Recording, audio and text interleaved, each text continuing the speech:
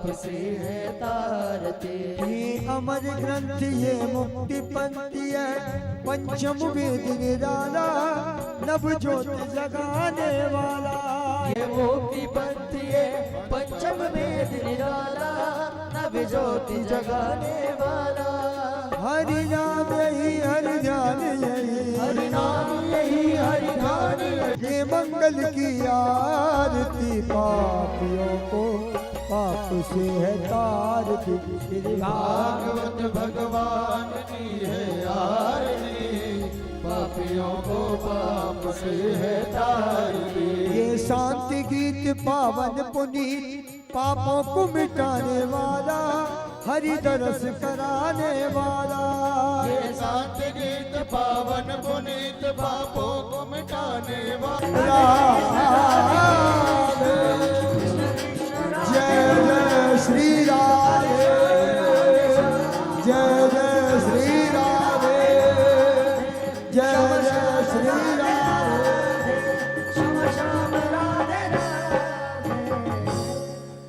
श्री वृंदावन बिहारी लाल की जय, श्री सद्गुरुदेव भगवान की जय, श्रीमद्भागवत महापुराण की जय, श्री सुखदेव जी महाराज की जय,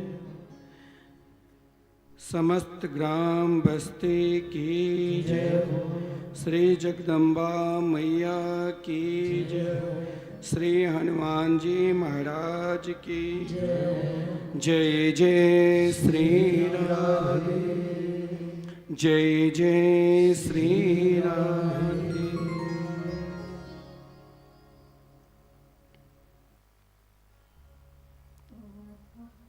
उपस्थित भागवत प्रेमी, भागवत की श्रोता समाज, हम सब परम वैष्णवी माँ जगदम्बा के पावन सानिध्य में बैठकर इस कथा के मुख्य यजमान श्री राम पुनीत झा अपने धर्मपत्नी सहित उनके समस्त परिवारगण इस द्वालक ग्राम में जो मिथिला के पावन पवित्र भूमि पर विराजमान गांव हैं, हम सब बैठकर इस कथा मृत का रसास्वादन कर रहे हैं। जो भक्त मिथिला कुंज यूट्यूब चैनल के माध्यम से इस कथा के रसास्वादन कर रहे हैं, वो भी अपने मन को भगवान के चरणार बिंद में लगाते हुए कथा मृत का रसास्वादन करें। जो भक्त घर पर बैठकर काफ़ी जगह ध्वनि यंत्र लगा है, ध्वनि यंत्र के माध्यम से कथा मृत का रसास्वादन कर रहे हैं, वो भी अपने मन को कुछ देर के लिए भगवान के चरणार बिंद में लगाकर कथा मृत का रसास्वादन करें। भागवत पंडाल में बैठकर नित्य के भांति जो दैनिक कथा मृत का रसास्वादन कर रहे हैं, वो भी अपने मन को श्री राधा कृष्ण के पावन चरणार बिंद में लगाते हुए कथा मृत का रसास्वादन करें। आइए हम सब आज छठवें दिवस की कथा में प्रवेश करते हैं। कल की कथा के प्रसंग में हम सब भगवान के बाल लीला, माखन चोरी लीला, गिरिराज पूजन की कथा मृत का रसास्वादन किए।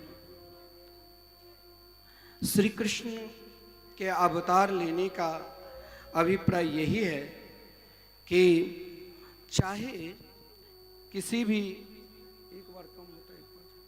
चाहे किसी भी प्राणी के अंदर अभिमान आवे, चाहे वो मनुष्य हो, चाहे वो दानव हो, चाहे वो देव हो, सबके अभिमान को दूर करते हैं। यहाँ पर देवराज इंद्र के अंदर जो अभिमान हो गया कि मैं भगवान हूँ, उनके अभिमान को भी भगवान स्वयं, उनके अभिमान जिस हाथ की साक्षी है वही एक कनिष्ठिका उंगली के माध्यम से विशाल गिरिराज पर्वत को 7 दिन 7 रात तक भगवान अपनी कनिष्ठिका उंगली पर रखा। ब्रजवासियों को लगा, यशोदा जी के निकट आकर, नंद बाबा के निकट आकर कहा कि आपके पुत्र कोई साधारण मानव नहीं, 7 वर्ष की छोटी अवस्था है भगवान की, और 7 कोश लंबे चौड़े गिरिराज पर्वत को अपनी कनिष्ठिका उंगली पर उठाकर संपूर्ण ब्रज में रहने वाले जो भी प्राणी हैं सभी से कहा, आओ मेरी शरण। जब श्री कृष्ण से पूछा गया कि आप कौन हैं, जिस श्री कृष्ण ने देवराज इंद्र 10 मंत्रों के द्वारा जब स्तुति की, तो देवराज इंद्र को समझाया कि देखो, व्यक्ति को जहाँ जिस स्तर में जन्म लिया है, जहाँ तक प्रवेश अवस्था में रहकर उनको पुकारिए, आपका कल्याण होगा। इसीलिए देवराज इंद्र को भगवान ने केवल समझाया कि गम्यताम शक्र भद्रम्भो क्रेताम मेनु शासनम अस्थियताम स्वाधिकारेषु युक्तिर्वह स्तंभ वर्जिते। ये भगवान केवल देवराज इंद्र को नहीं, आज के तथा कथित समाज में चाहे कोई धर्म के भी प्रवचन देते हैं, वो मन मर्जी भगवान के विषय में बोलने लग जाते हैं। कुछ धन कमा लिया, कुछ प्रभाव हो गए, तो फिर सोचते हैं कि मैं ही भगवान हो गया। लेकिन उनका भी अभिमान, बड़े बड़े का अभिमान चकनाचूर हो जाता। तनिक धन दे दिया, तनिक प्रभाव दे दिया, तो भगवान को भूलकर निरंतर अपनी महिमा गाते। आप ये मत सोच लेना कि जिस व्यक्ति का आज प्रभाव उतने जोर है, एक दिन का पतन भी उतने ही जोर से होता है। इसीलिए देवराज इंद्र को कहा, आप केवल हाथ के साक्षी देव है, तो अपने अधिकार के अंदर रहना। गम्यताम शक्र भद्रम्भो क्रेताम मेनु शासनम, जहां तक अधिकार दिया हूं वहीं तक अपना शासन रखना। अस्थियताम स्वाधिकारेषु युक्तिर्व स्तंभ वर्जिते। हे इंद्र, आपने एक कार्य किया जो संपूर्ण ब्रजवासी को, मेरे भक्त को मेरे निकट एकत्रित कर दी। जाओ, तुम्हारा कल्याण होगा। इधर जब श्री कृष्ण से पूछा गया, तो श्री कृष्ण ने कहा, कछु माखन को बल बढ़ियो, कछु गोपन करे सहाय। अपने ऊपर भगवान नहीं ली कि मैं अकेला ही गिरिराज पर्वत को उठाए। ये गोप, छोटे छोटे गोप बालक भी अपने अपने लठिया की सहारा दिया। और श्री राधा रानी श्री कृष्ण के निकट एक नज़र से कन्हैया की ओर देख रही थी। तो श्री राधे जी की कृपा से मैंने गिरवर लियो उठाए। हमारे शास्त्र में एक और बड़ा विलक्षण भाव है, सबकी मर्यादा बंधा हुआ है। श्री कृष्ण के पिता एकादशी व्रत किया। जैसे एकादशी व्रत की महिमा ये है, संपूर्ण व्रतों की राजा एकादशी व्रत है। आप एक भी व्रत करो, लेकिन नियम पूर्वक करो। आजकल की एकादशी, यहाँ जो एकादशी के बहुत लोग परंपरा बना रखे कि चावल नहीं खाएंगे, रोटियां एकादशी करते हैं। ऐसा नहीं, ये अपने आप को ठगना हुआ। एकादशी करो तो शुद्ध मन से। उस दिन सबसे अधिक भजन पूजन करना चाहिए। लेकिन अब आगे इस एकादशी का देवोत्थान एकादशी अब आने वाले हैं, तो उसमें एकादशी के लिए आजकल एक हमारे पुजारी जी कहा करते हैं कि 3 दिन से पहले लोग आज उस दिन मखान की खीर खाएंगे, ये बनाएंगे, काजू की रोटी बनाएंगे, दिन भर फलाहार करते रहते हैं। बस आज हम क्या व्रत में हैं। ऐसा व्रत नहीं। व्रत में तो रात्रि में जागरण करना चाहिए, अत्यधिक भगवान के भजन करना चाहिए। संपूर्ण व्रतों की राजा एकादशी व्रत है। ना कोई एकादशी हो तो जो विशेष एकादशी होती है, देवोत्थान एकादशी और भी कई विशेष एकादशी है, निर्जला एकादशी व्रत। ये एकादशी तो सभी को करना चाहिए, शारीरिक दृष्टि से भी स्वस्थ रहोगे और मानसिक दृष्टि से भी। लेकिन नंद बाबा भी एकादशी व्रत की, संपूर्ण ब्रजवासियों के साथ जागरण किया, परंतु हमारे शास्त्र में कहा गया गंगा नदी को छोड़कर जितने भी तालाब है, नदी है, उन नदियों में रात्रि 10 बजे से लेकर 4 बजे तक स्नान करना वर्जित माना गया है। उस समय वरुण देव के यक्षगण जल में क्रीड़ा करते हैं, केवल गंगा नदी को छोड़कर। गंगा नदी में आप कभी भी किसी भी समय कभी भी स्नान कर सकते हैं। गंगा नदी को छोड़कर बाकी संपूर्ण नदी में वर्जित है। नंद बाबा ने रात्रि में 1 बजे के 2 बजे स्नान करने के लिए गए। वरुण देव के यक्ष ने नंद बाबा को पकड़ लिया, वरुण लोक ले गए। जब वरुण देव को पता चला कि ये तो साक्षात श्री कृष्ण के पिता है, स्तुति की। इधर प्रातः काल हुआ, शव रुदन करने लगे। श्री कृष्ण वरुण लोक जाकर अपने पिता को लौटा दिए। लेकिन ब्रजवासी को जब वरुण लोक की महिमा को गान के तो संपूर्ण ब्रजवासी बालकों ने कहा कि हे श्याम सुंदर, एक बार आप अपने वैकुंठ लोक को दर्शन करा दो। जो सही में ब्रजनिष्ठ है, वृंदावन निष्ठ है, वो वैकुंठ लोक भी नहीं चाहते, वो केवल श्रीधाम वृंदावन गोलोक धाम ही चाहते हैं। जब संपूर्ण ब्रजवासियों को भगवान का यमुना जी में डुबकी लगाओ और सबके सब वैकुंठ धाम प्रवेश के, तो किसी को मन नहीं लगा। जिस ब्रज में कन्या के पीठ पर बैठ जाते थे, जिस ब्रज में कन्या को कान पकड़ लेते थे, वहाँ उन ब्रजवासियों को प्रवेश भी नहीं मिलता। सब एक साथ कन्या से कहा कि जहाँ यमुना नदी नहीं, जहाँ गिरिराज पर्वत नहीं, जहाँ वृंदावन वन नहीं, वहाँ हम सभी को मन नहीं लगता है। हे श्याम सुंदर, मुझे सीधे ब्रज ले चलो। सब के सब ब्रज आ गए। अब यहाँ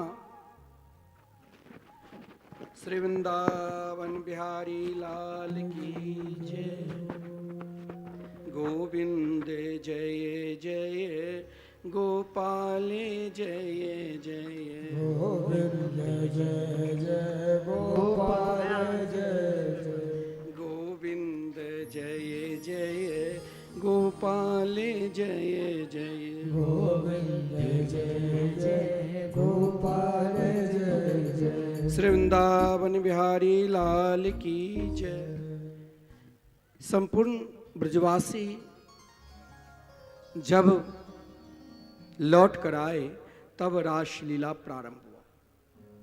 देखिए, श्रीमद् भागवत महापुराण की जो 10वां स्कंद है वो भागवत के हृदय है। शरीर में हृदय से भी श्रेष्ठ ये हमारे अंदर जो 5 प्राण हैं, वो भागवत के 5 प्राण रास पंचाध्याय है। रास क्या है? रास किसे कहते हैं? भगवान ने रास क्यों की? रास करने का अभिप्राय क्या है? जिन रास लीला में प्रवेश के लिए 1-2 गोपी नहीं, अनेक युगों के, सतयुग, त्रेता, द्वापर, कलयुगों के भक्त अपने अपने अनुसार जिस अवस्था में थे, उन अवस्था में परमात्मा के चिंतन की और गोपी भाव लेकर उपासना की। आज श्री कृष्ण ने उन भक्तों के लिए रास प्रारंभ की। अब रास क्या है? बहुत लोग कहते हैं स्त्री पुरुष के डांस, नहीं। ये रास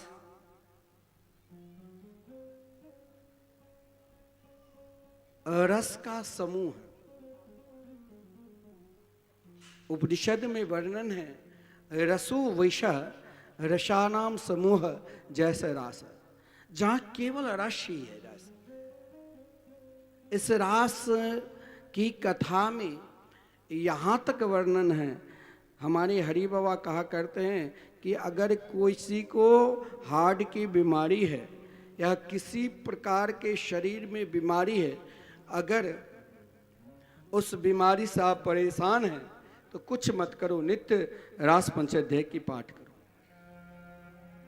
रास क्या है? आज श्री कृष्ण की अवस्था 10 वर्ष 51 दिन के हुए। उस अवस्था में श्री कृष्ण जिस रास को क्या, वो रास कोई स्त्री पुरुष के डांस नहीं है, वो रास जीवात्मा और परमात्मा का मिलन ही रास है। यहाँ परमात्मा श्री कृष्ण है और जीवात्मा गोपी है। एक बार भगवान 2 बार बंसी बजाते हैं। एक बार बंसी बजाया जो वेणु गीत में तो पक्षियों को भी सुनाई दी, संपूर्ण चर अचर जीव मात्र को सुनाई दी। लेकिन आज कार्तिक मास की पूर्णिमा, जिस दिन से कार्तिक मास प्रारंभ होते हैं, अभी अभी निकला है शरद पूर्णिमा। शरद पूर्णिमा की रात्रि अलौकिक रात्रि मानी गई है। अन्य अनेकों पूर्णिमा है, शुक्ल पक्ष अनेकों बार आते हैं, लेकिन शरद पूर्णिमा की रात्रि में भगवान ने उन भक्तों को, जिन भक्त की हृदय में स्वयं को गोपी भाव से आनंदित थे, जिनके अंदर रोम रोम में केवल जीते थे कृष्ण के लिए, बोलते थे कृष्ण के लिए, सोचते थे कृष्ण के लिए, संपूर्ण क्रिया मात्र करते थे श्री कृष्ण के लिए। क्योंकि गोपी शब्द का अर्थ क्या है?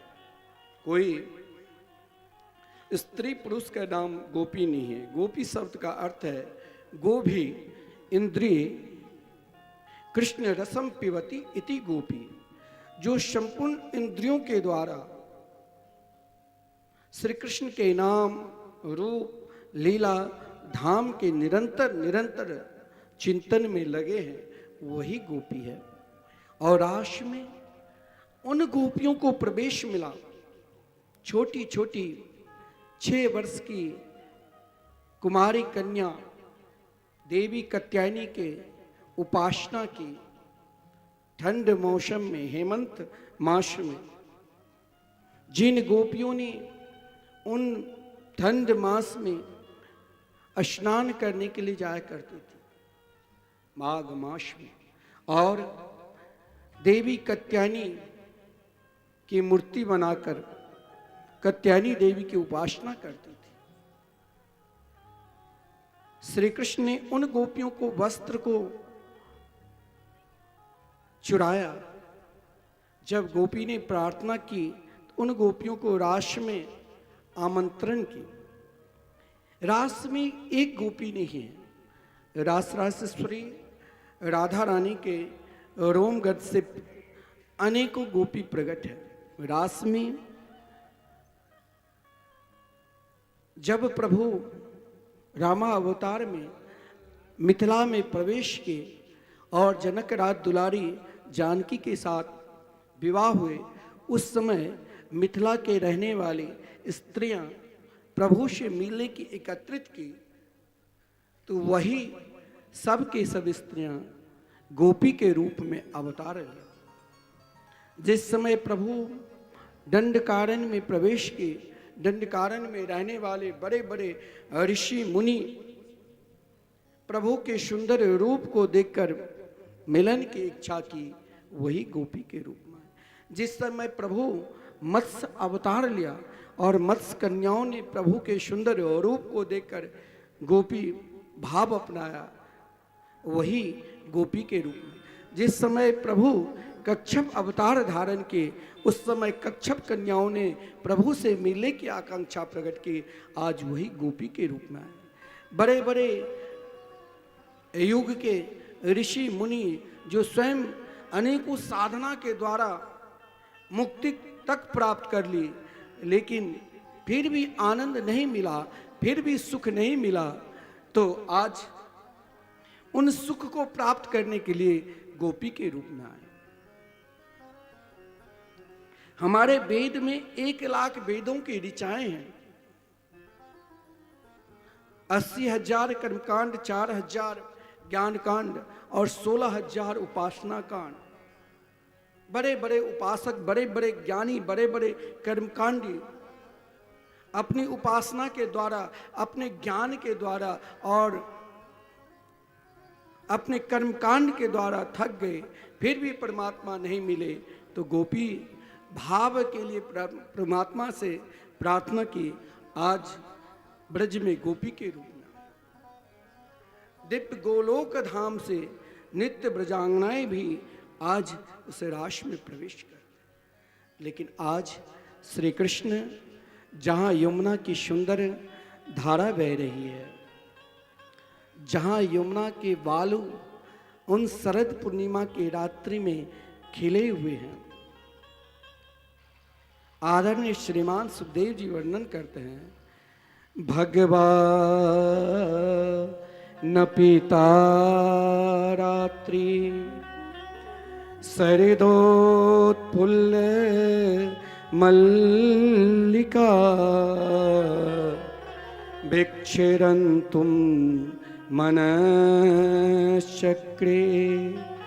योगमाया मुपाश्रित।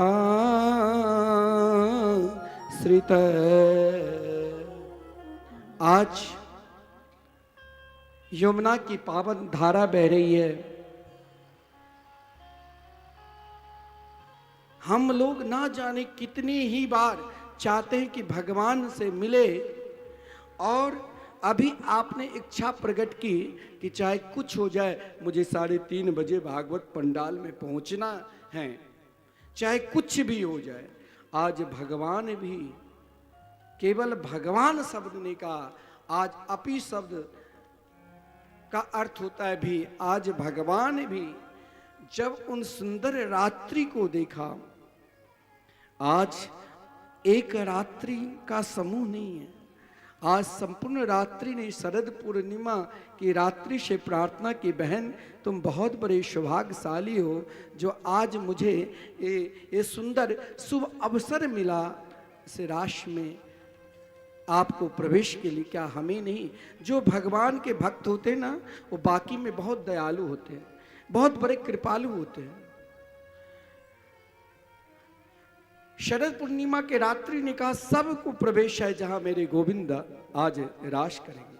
आज समस्त ऋतुएं के फल और पुष्प उन सुंदर रात्रि में खिले हुए हैं। बेली, चमेली, चंपा, कचनार, मल्लिका इत्यादि फूल खिले हुए हैं। आज भगवान यमुना जी के पावन तट पर बंसी वट के सहारे भगवान ने सोचा कोई भी कार्य करते हैं तो पहले इस मन को बनाना पड़ता है। तो भगवान मनश्चक्रे, आज मन को बनाकर भगवान ने सोचा कि आज हमें क्या करना है। देखिए, आज संपूर्ण गोपी को लग रहा है इस यमुना की वन में हमें अकेली ही जाना है, श्याम सुंदर से मिलना है। तो आज उन गोपियों को भगवान ने बंसी बजा बजा कर बुला रहे हैं।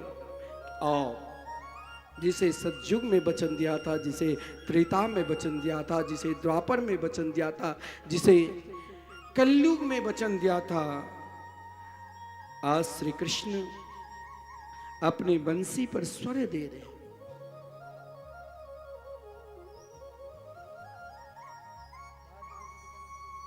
और पुकार रहे हैं, निशम्य गीतम तदनंगवर्धनम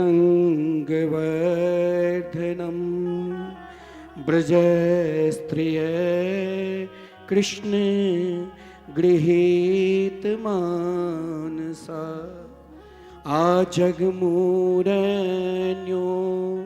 न्यमलचितोद्यमा सयत्र कांतो जब लोल कुंडला। आज भगवान जब अपने अधरा मृत पर अपनी बंसी को निनाद की,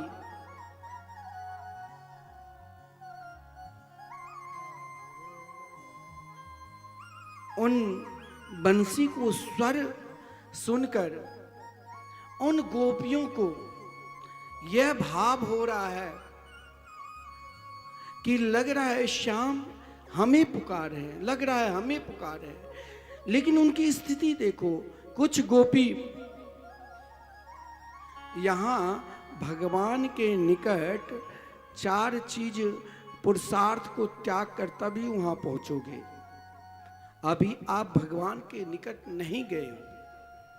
जो कहते हैं कि हम भगवान के बहुत बड़े भक्त हो चुके हैं और आप टीवी पर यूट्यूब पर देखते हो, कभी वो घूंघट लगा लेता है तो कभी वो मारा त्रिपुंड लगा लेगा, कभी बड़े बड़े बाल लगा लेगा, कभी नट की तरह लगेगा। आप उनकी बात में ना आ जाना, क्योंकि यह भी कहा है कि अति भक्तिर चोरेर लक्षणा। ज्यादा दिखावटी जो करे समझ लेना ये अंदर से बहुत बदमाश होगा। उनके भगवान की भक्ति से कोई लेना देना ही नहीं। भक्त तो छुपे रहते हैं। भक्त को जिस दिन हम पहचान लेंगे, आप पहचान लेंगे, उस दिन आपको फिर दुनिया नहीं दिखाई देगी, उस दिन ठाकुर कन्हैया ही दिखाई देगी। ब्रजांगनाएं यहां पर धर्म, अर्थ, काम, मोक्ष उनकी परवाह नहीं किया। कुछ ब्रजांगनाएं जब बंसी की स्वर को सुना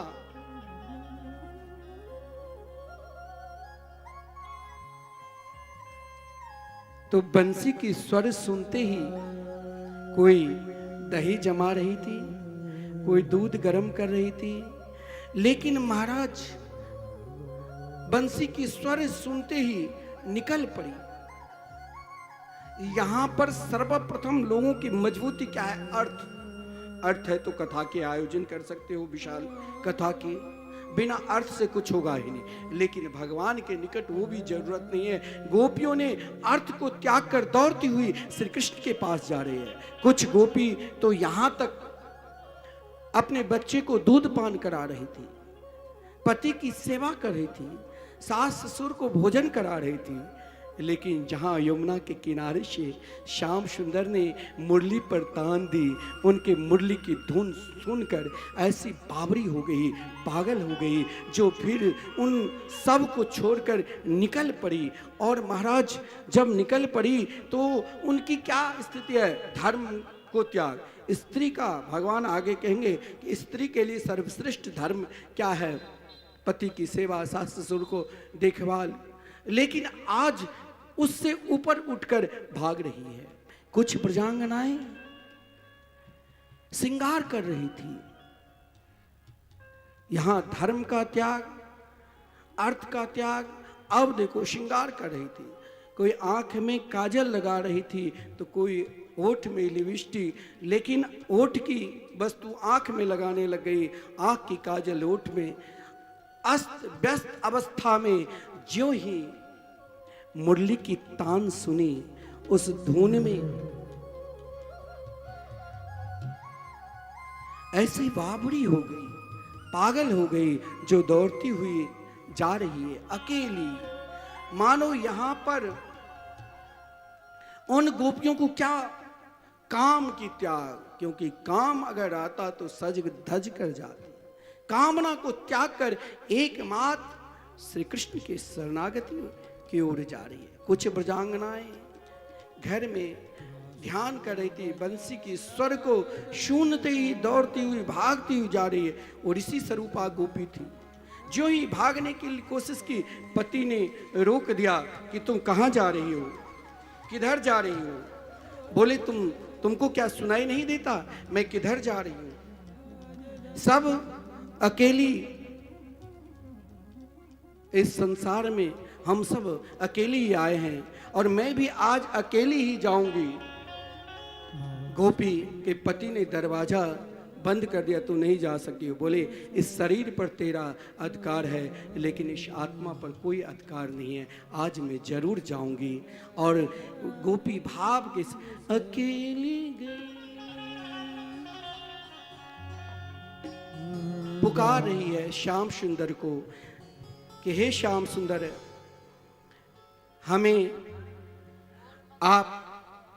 हमें बुलाओ। हे श्याम सुंदर, आप हमें बुलाओ। इधर पति द्वार पर डंडा लेकर बैठे हुए हैं, इधर झुंड के झुंड ब्रजांगनाएं एक घर से निकलती है अकेली, लेकिन जब उस मोर पंख वाले के पास पहुंचते हैं तो वहां एक दो नहीं, वहां तो झुंड के झुंड ब्रजांगनाएं, झुंड के झुंड गोपी सब के सब जा रही है और वो नेत्र बंद करके श्री कृष्ण को पुकार रही है। क्या?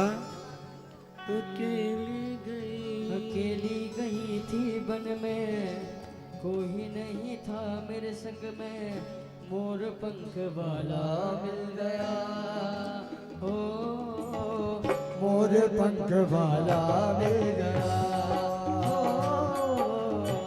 मोर पंख वाला मिल गया, मोर पंख वाला मिल गया।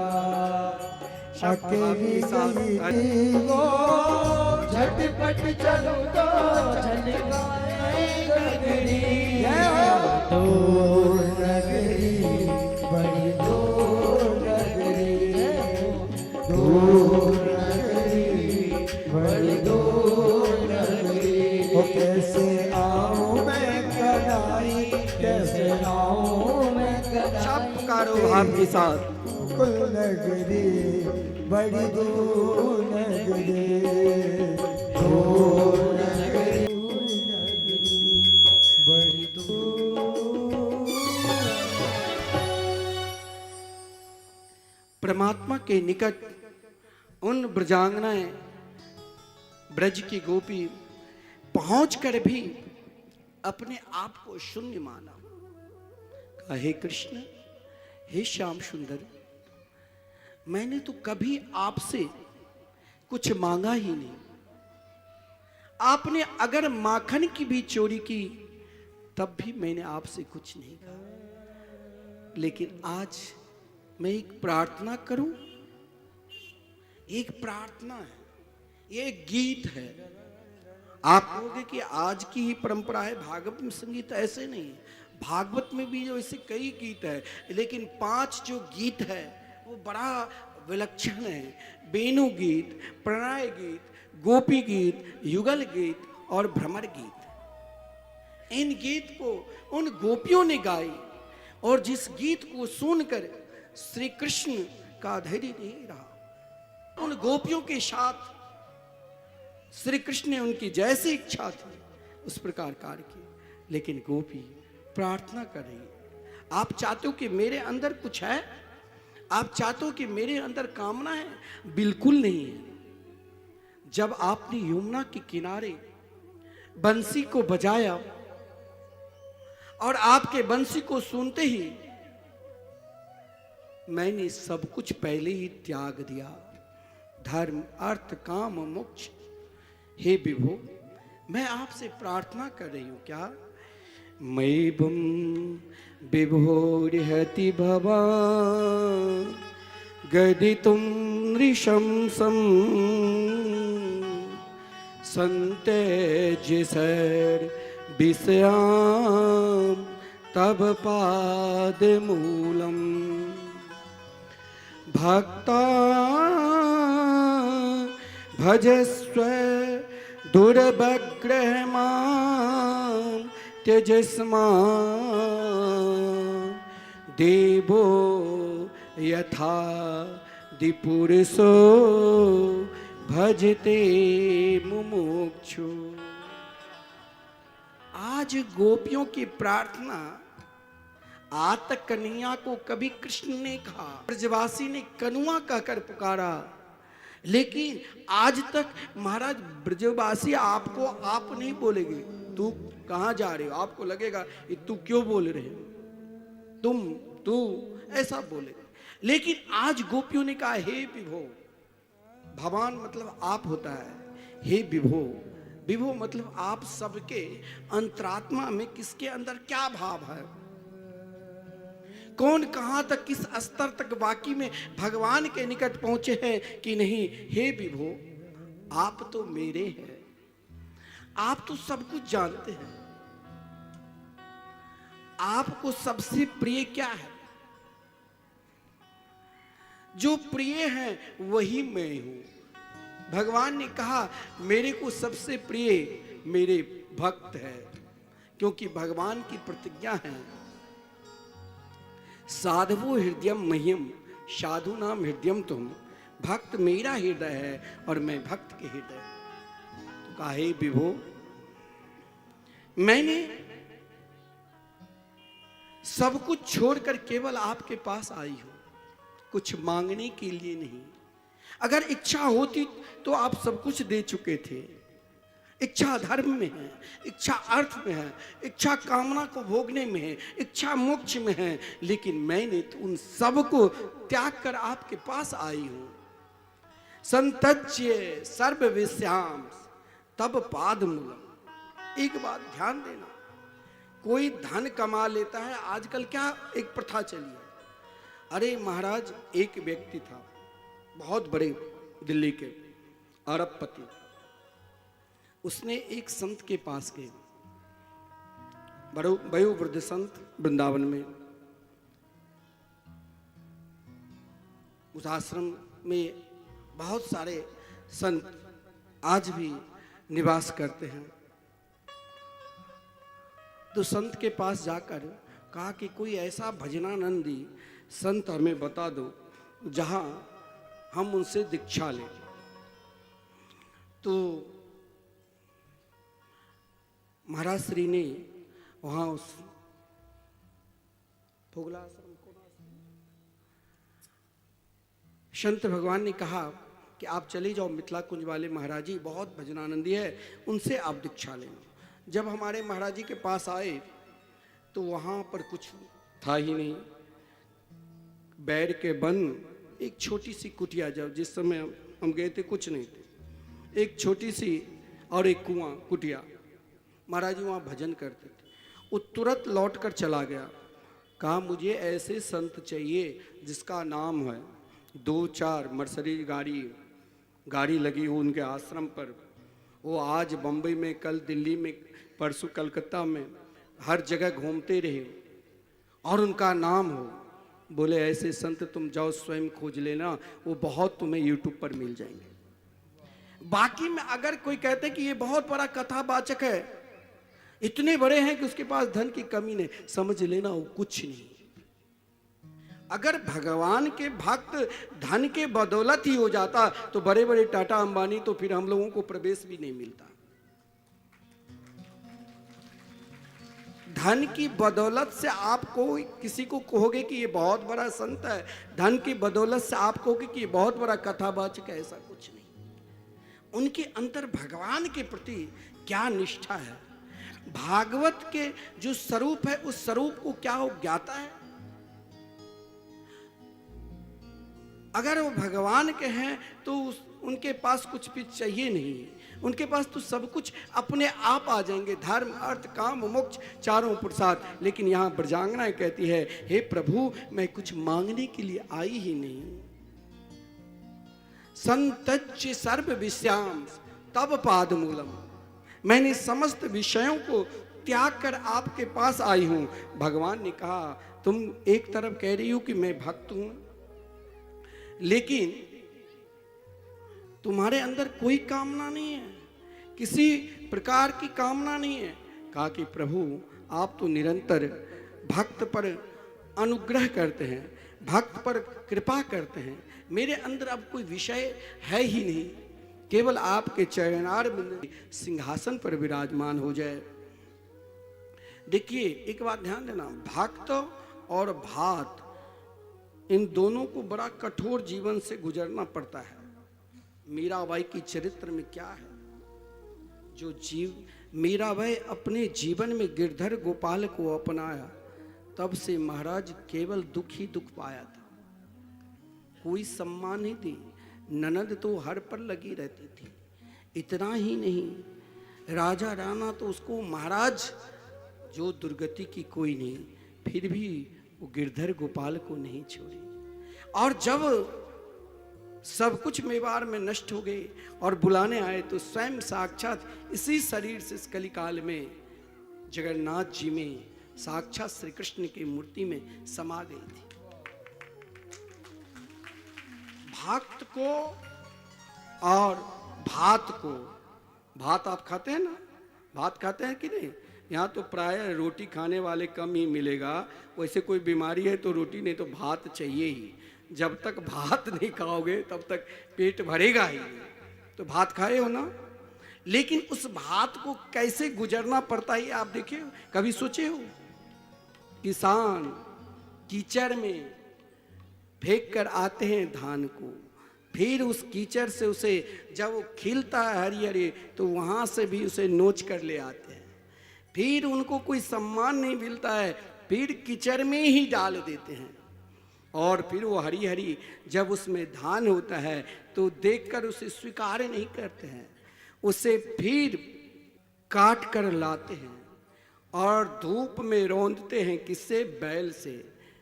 फिर भी स्वीकार नहीं करते हैं। बहुत लोग धान को अरवा चावल बोलते हैं और उसना, तो धान को भी उबालना पड़ता है, फिर भी स्वीकार नहीं करते हैं। फिर उसमें उसे धूप में तपना पड़ता है और फिर भी उसे भात नहीं बनाते हैं। फिर उसे क्या करते हैं?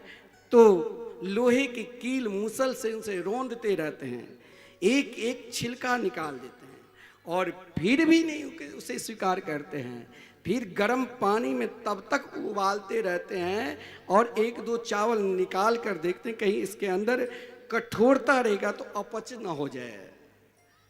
जब पूर्ण रूप से खिल जाता है तब उस भात को हम खाते हैं। उसी प्रकार भगवान अपने परम प्रिय भक्त को भी, भगवान को भात बहुत प्रिय है। बहुत लोग कहते हैं भगवान माखन मिश्री, नहीं, भगवान रामा अवतार में भी ठुमुक ठुमुक चलते और दही भात खाते। और कृष्णा अवतार में भी भत्रोन बिहारी में भगवान ग्वाल वालों के साथ जब गोचारण करने के लिए गए तो दही भात खाए। भात और भक्त दोनों की राशि एक ही है, परंतु दोनों को बहुत कठोर जीवन से गुजरना पड़ता है, तब भगवान उसे स्वीकार करते हैं। भगवान सीधे नहीं भक्त को स्वीकार कर लेते हैं। हम कह देंगे कि हम भगवान के भक्त हो गए, ये हम कह सकते हैं, लेकिन हम उस स्तर तक अभी पहुंचने में कई जन्म प्रतीक्षा करनी पड़ेगी। जब स्वयं उनकी कृपा होगी तभी हम इस स्वीकार करेंगे। और स्वीकार अगर कठोरता क्या है? वासना। कठोरता क्या है? इच्छा। अगर हम भगवान के निकट उस स्तर तक पहुंच भी गए और तनिक भी मेरे अंदर कठोरता है तो भगवान कहते अभी तुम और 2 4 10 जन्म लो, जब केवल मेरे तो गिरधर गोपाल दूसरों न को। यहाँ ब्रजांगनाएं जब प्रार्थना करती है तो श्री कृष्ण उनकी प्रार्थना सुनकर कहा आओ मुझे देख लो। भगवान फिर भी कहा तुम मेरे पास आगे जाओ, अब तेरे पति सगे संबंधी सब सम्मान करेंगे। क्योंकि जब भगवान गोचारण करने के लिए गए और भगवान के सखाओं को भूख प्यास लगी तो भगवान ने कहा जाओ मथुरा यज्ञ पत्नी बड़े बड़े चतुर्वेदी ब्राह्मण यज्ञ कर रहे हैं, वहाँ से कुछ मांग कर ले आओ। कोई कुछ नहीं दिया। उनकी पत्नी ने चोरी से छुपके से गई और भगवान के संपूर्ण व्यंजन बनाकर खिलाए। वो सब डर के मारे नहीं जा रही थी, लेकिन भगवान ने कहा जाओ अब तेरे पति तुम्हें स्वीकार करेंगे। लेकिन यहाँ जब भगवान ने उन गोपियों से कहा कि आप सब के सब लौट जाओ, तो गोपी ने कही मैं कैसे जाऊं कन्हैया, मेरे पैर अब यहाँ से उठ ही नहीं रहे। मैं आपसे प्रेम क्या है, मैं आप में समर्पित हूं, मैं कैसे जाऊं? क्योंकि आप कहते हो लो मेरे को दर्शन कर लो चले जाओ, लेकिन मैं कैसे जाऊं? पादो पदम न चलतस तब पाद मूला। अब ये जो हमारे पैर है ना, एक काम, एक घुटना के दर्द तो छोड़ो, अब ये पैर ही नहीं उठ रहे तो मैं कैसे जाऊं?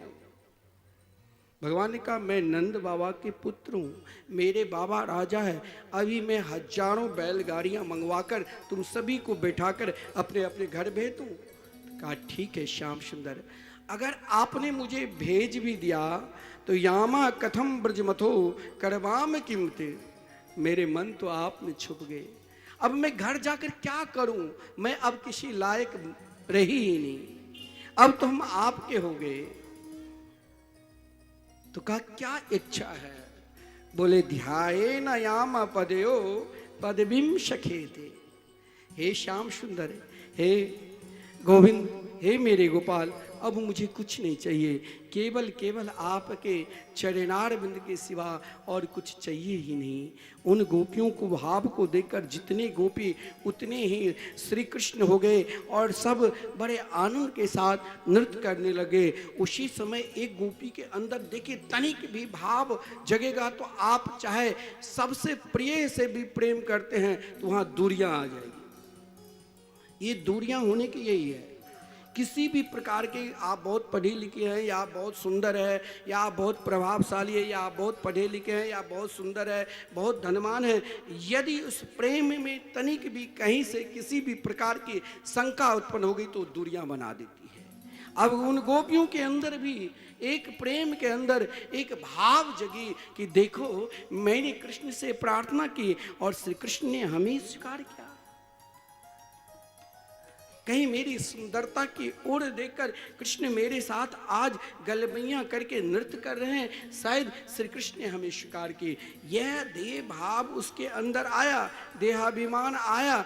भगवान ने उसी समय तत्रैवांतर धीयत श्री रास रासेश्वरी राधा रानी के साथ उन गोपियों के बीच में संपूर्ण गोपियों को छोड़कर श्री कृष्ण अंतर्धान हो गए। श्री रास रासेश्वरी राधा रानी को मान बढ़ाने के लिए और उन गोपियों के अंदर जो तनिक भी भाव जगी, देहाभिमान आई, भगवान अंतर्धान हो गए। इधर सब नृत्य कर रही है, लेकिन नृत्य करते करते करते कर देखा श्री कृष्ण ने सब व्याकुल हो गए। आज वृक्षों से पुकार रही है, आज यमुना जी के कन कन में पुकार रहे हैं, हे मधुबन बताओ मेरे श्याम सुंदर कहाँ हैं। ऐसे कोई भी स्थान नहीं है जिस स्थान को देखकर उन गोपियों ने, चाहे वृक्ष मिले, पीपल के वृक्ष, बरगद के वृक्ष, अशोक के वृक्ष, सभी से पुकार रही है, बताओ मेरे श्याम सुंदर कहाँ हैं। क्यों कर लिया किनारा मुरली बजा के मोहना, क्यों कर लिया किनारा मुरली बजा के मोहना, क्यों कर लिया किनारा मुरली बजा के मोहना, क्यों कर लिया अपनों से हाय कैसा व्यवहार है तुम्हारा, अपनों से हाय कैसा व्यवहार है तुम्हारा, मुरली बजा के मोहना।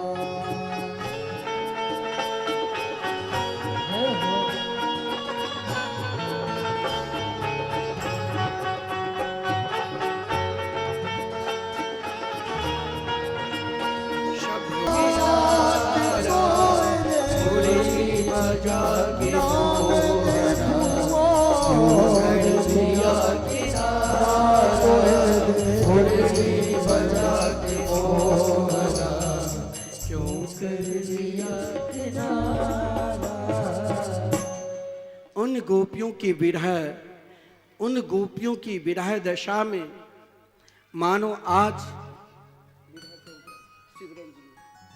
उन गोपियों की जो दशा हुई, महाराज आज हर वस्तु में, चाहे जड़ हो चाहे चेतन हो, सबको श्री कृष्ण मानकर कहा बताओ मेरे श्याम सुंदर कहाँ है।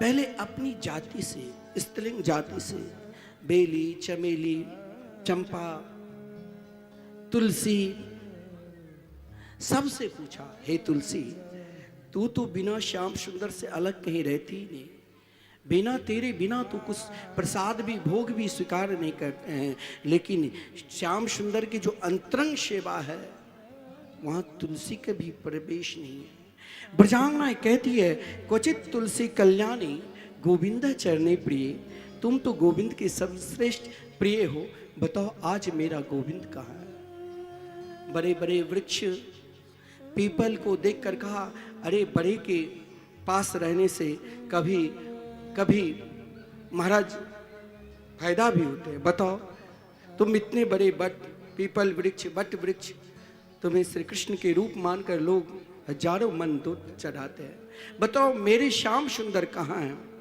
उन गोपियों ने यमुना के किनारे, गली गली में, जंगल जंगल में श्री कृष्ण को ढूंढ रही है। हे मेरे श्याम सुंदर, हे मेरे कृष्ण, तुम कहाँ हो, किधर छुपे हो, क्या तुम मुझे दर्शन नहीं दोगे। उन गोपियों के ऊपर भी अब जब तक रास रासेश्वरी राधा रानी की कृपा नहीं होगी तब तक अब श्री कृष्ण के मिलना नितांत असंभव है।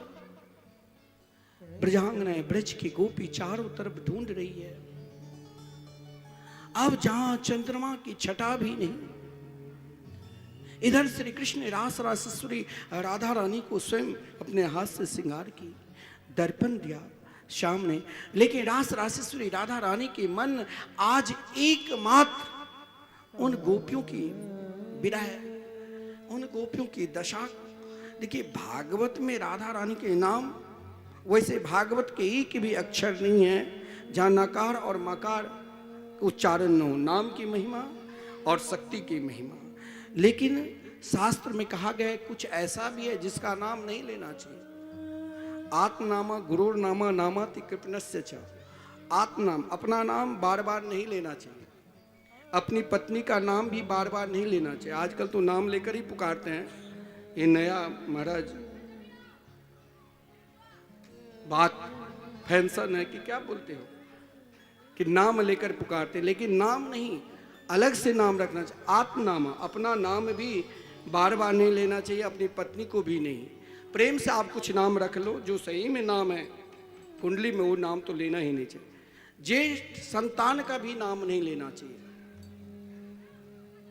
और अपने गुरुदेव का भी बार बार नाम नहीं लेना चाहिए। और जो अति कृपण हो, कृपण व्यक्ति का भी नाम नहीं लेना चाहिए, वो भी पाप होता है।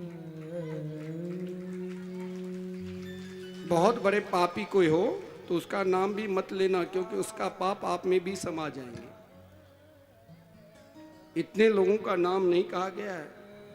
तो यहाँ आदरणीय श्रीमान सुखदेव जी के सदगुरु श्री राधा रानी है, और सुखदेव जी की प्रतिज्ञा थी कि आज के 7वें दिन महाराज परीक्षित को हमें ठाकुर जी के दिव्य धाम में भेजना है। और अगर उनकी प्रतिज्ञा प्रत्यक्ष नाम ले लेते तो क्या होता जानते हो, गुरुदेव है उनके। अतः नोचारितम स्पष्टम परीक्षित हृत किन मुनि, परीक्षित के कल्याण के लिए बड़ा संभल कर लिए। इसलिए रास रासेश्वरी राधा रानी ने उन गोपियों की ओर देखकर सोचा इनकी पुकार है।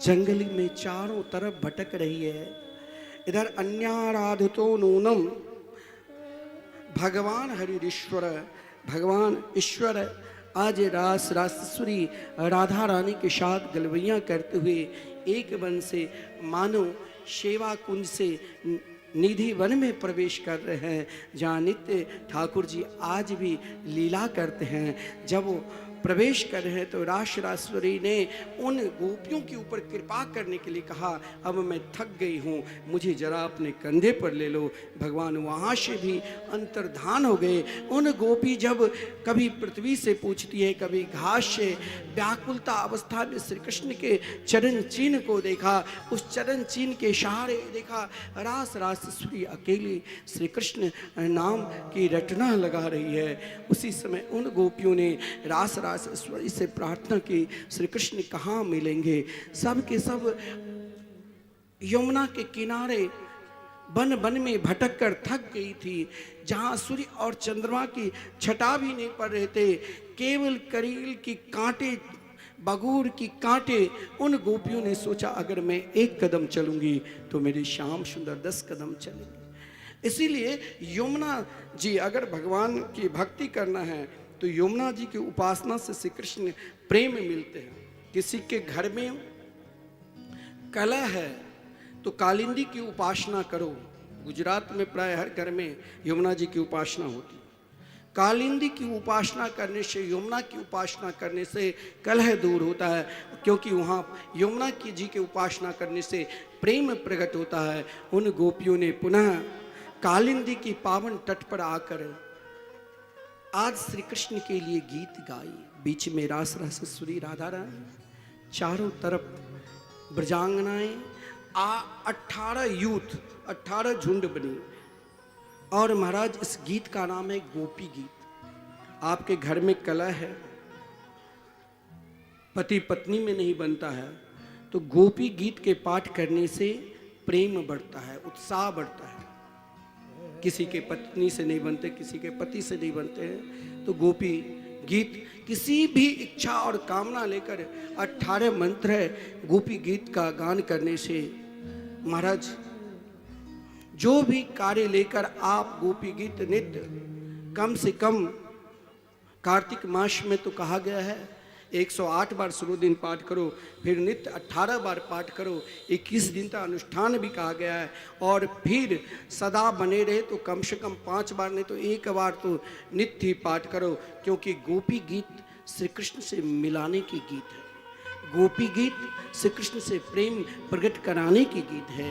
गोपी गीत में कनक मंजरी छंद है। कनक कहते हैं सोना को, और कनक मंजरी छंद या धतूरा के बीज अगर कोई पीस कर खा ले तो और भी नशा आ जाती है। तो गोपी गीत कृष्ण के मिलन के लिए, श्री कृष्ण के मिलन के लिए ये गीत है, जिसमें 18 मंत्र है। आइए 2, 4, 5 मंत्रों को हम सब भी यही भाव करें कि हे श्याम सुंदर, हमें कब दर्शन देंगे? क्या हमारे हृदय में प्रेम भाव की जागृत नहीं होगी? क्या आप हमें नहीं मिलोगे? वहाँ उन गोपियों की जो समर्पित भाव है वो बड़ा विलक्षण है। आइए हम भी उस भाव को पुकारते हैं। 2, 4, 10 मंत्र हम भी बोलेंगे। जयति तेदिकं जन्मना ब्रज श्रयेत ईरा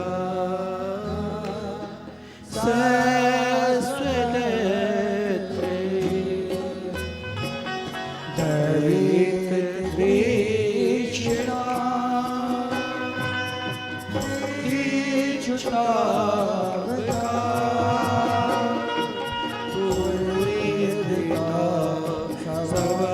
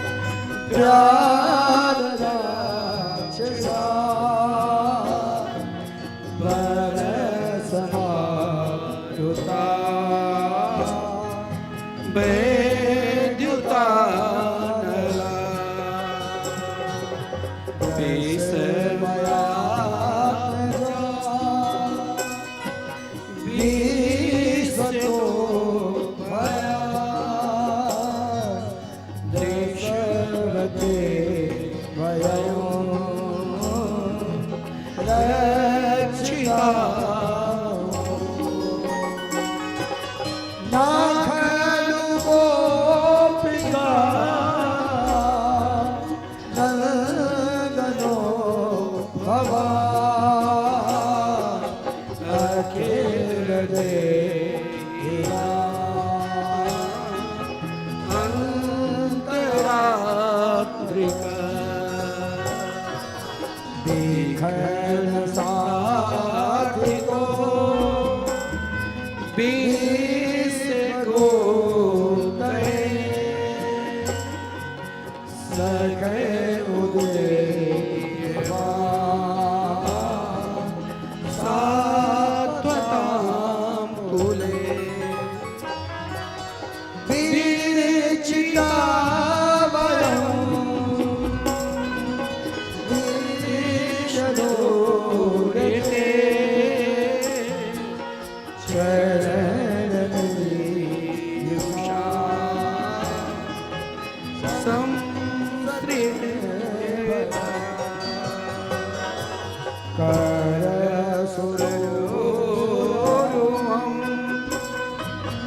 कांत कामदम शिरस देना श्रीकरगम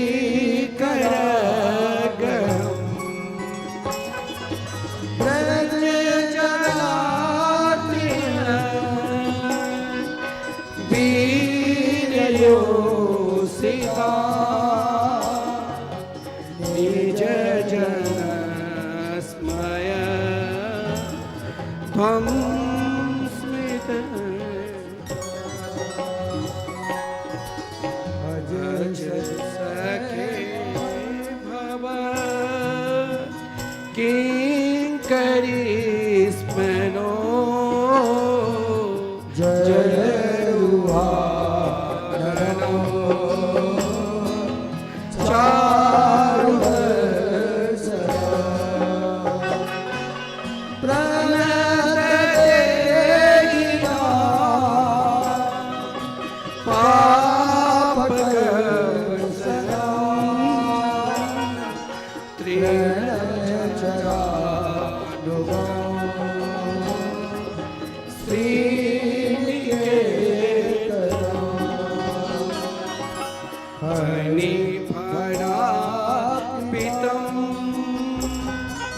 ते पदाम्बुजं रेणुकुचे सुधा क्रीन्द्रेच्छ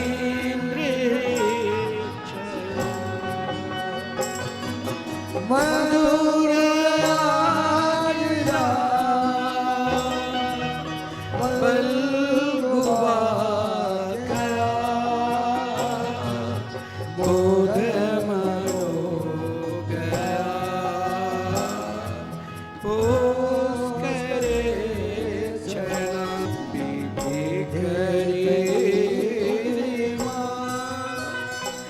वीर मोयती अलधर सुधना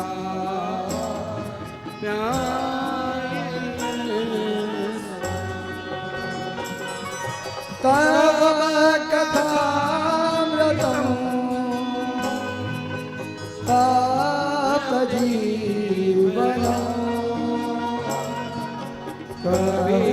कविभिडितं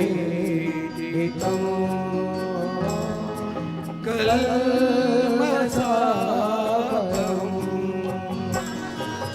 श्रवणमङ्गलं